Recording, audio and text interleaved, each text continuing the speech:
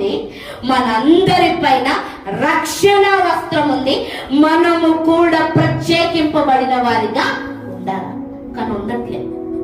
క్రైస్తవులము అనే పేరు చెప్పుకుంటున్నాం కానీ ప్రత్యేకమైన జీవితాన్ని జీవించట్లేదు. యాజక ధర్మం అంటే ఏదో చేసేమని చెప్పట్లేదండి నేను.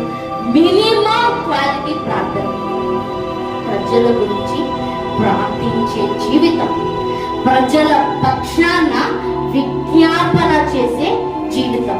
ఎప్పుడైతే మనం అయ్యా నా ఫ్రెండ్, నా కొలీగ్, నా బిజినెస్ మాస్టరు, అదే పార్ట్నరు, లేకపోతే నా పక్కన ఉన్న కుటుంబము, నా వీధిలో ఉన్నవారు అయ్యయ్యో